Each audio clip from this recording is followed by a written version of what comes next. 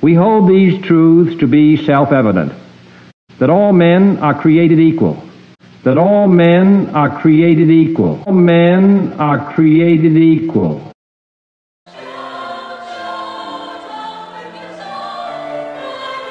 From the very moment America was born, women were not equal. Even when Abigail Adams entreated her husband to remember the ladies, nothing was done. It took nearly 150 years for women to become fully enfranchised. Thanks to the courage and determination of suffragists like Susan B. Anthony, Elizabeth Cady Stanton, Carrie Chapman Catt, Lucy Burns, and Alice Paul, women across America can now vote. Feminism as we know it today began in a small chapel in July of 1848 at the Seneca Falls Convention. It was here that suffragists wrote the Declaration of Sentiments and began a discussion on women's issues. And so began the story of the Founding Sisters. 50 years worth of lobbying, campaigning, and picketing later, women were finally able to vote. The battle so many women had devoted their lives to had finally been won. But the story doesn't end there. How were American women going to use their newfound suffrage to carry on the legacy of those who had fought for them?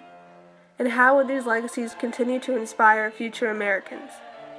In 1920, only 36% of eligible women showed up to vote, and not until 1980 did the turnout of women voters equal that of men. These facts may seem disappointing, especially when you consider how passionately women fought to get the vote, how much they had to go through. But what do the current political and social conditions tell us about the legacy of these brave suffragists? How does their spirit live on in women today? Are we doing enough to honor them? At first glance, the answer may look like no. So remember, men, if you come to work tomorrow and your secretary refuses to do the filing and then go home and find that your wife has refused to do the cooking, don't blame them. Remember, you gave them the vote 50 years ago. In Kentucky, you have the Mitch McConnell. She's a stereotypical bitch. Didn't men give you the kitchen? Is to replenish the Social Security Trust Fund. I think men should be able to veto women's abortions. Know your role and shut your mouth. My role as a woman. Yeah. Yes, they say a woman's place is in the home, and I suppose as long as she's in the home, she might as well be in the kitchen. Woman in the Oval Office, most powerful person in the world. What's the downside?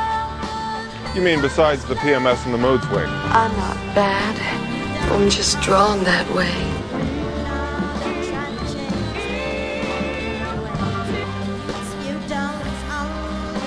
Treat them like ladies as long as they acted like ladies. And I'm afraid we're losing that femininity. Sexism, misogyny, gender roles, rape culture, inequality. They all seem to run rampant in our country. Why else would women have to work so hard to be seen as equal, or to be treated as equal?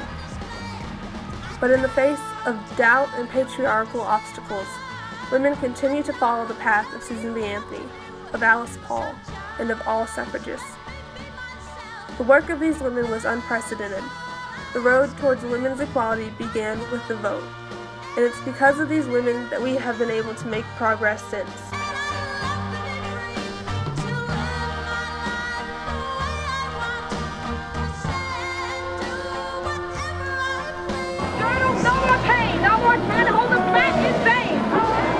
Without suffrage, we would not have key political progress like Title IX, the Equal Rights Amendment, or Roe v. Wade. Not since the suffragettes fought for the right to vote has an issue been more critical to women than abortion. We wouldn't have organizations like the National Organization for Women and the National Black Feminist Organization. We would not have seen feminist movements like those of World War II, the Women's Liberation Movement, Third Wave Feminism in the 90s, or even the Fourth Wave Feminism of today.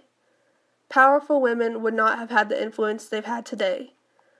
Bella Abzug, Betty Friedan, Gloria Steinem, Ruth Bader Ginsburg, Katharine Hepburn, Shirley Chisholm, Emma Watson, or Hillary Clinton. Human rights are women's rights, and women's rights are human rights once and for all. They would all be stuck in the role of second-class citizens. Even simple things like magazines, books, TV shows, the mailman? Where are you? Ah, you're ridiculous, and men's rights is nothing. and movies would be different. You're sorry. America may have a ways to go, but without these amazing women, we'd have a whole lot longer. Their activism and bravery has changed the lives of women across the world. We can never thank them enough. And even though we may have to wait a little longer for a female president, feminism and the legacy of the suffragists is still thriving in this nation. I challenge you to carry on their legacy by using your voice. Use the vote they fought so hard to give you. Raise your voice and fight for what you believe in, what is right. Hillary Clinton said it best.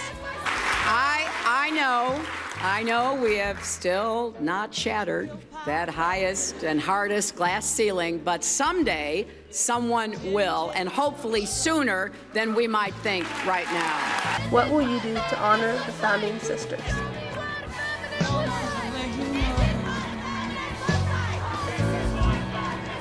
You should understand, she's not just a plaything. She's flesh and blood, just like her man. If you wanna do